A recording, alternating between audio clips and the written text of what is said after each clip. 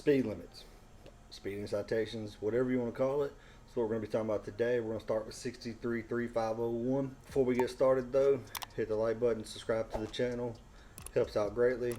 Appreciate it. Thank you. 633501. Instead of reading it word for word, if y'all like that, comment it below. But I'm going to try to narrow this one down a little bit. This right here states that on the highways of the state of Mississippi, you should not have a speed limit higher than 65, except for 4-lane highways. They can go up to 70 miles per hour. That's done by the Mississippi Transportation Commission. This law also states that on any type of government-owned toll roads, that the maximum speed limit can be set at 80 miles an hour. I often get asked, how fast can you go over the speed limit before you receive a citation or a ticket? 1 mile per hour over.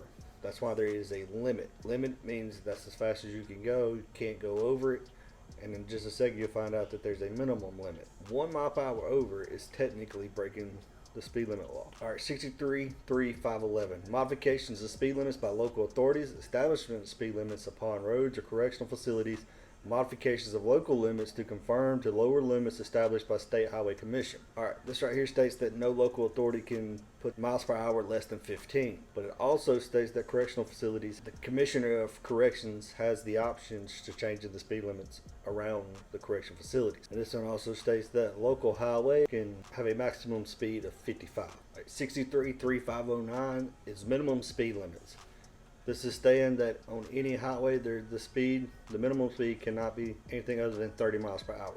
Unless, the second section of this states that unless the speed of the highway is 70 miles per hour, then the minimum speed is 40. If you go below the minimum speed, it's no different than going above the maximum speed. And usually if there's a minimum speed, you'll see signs posted.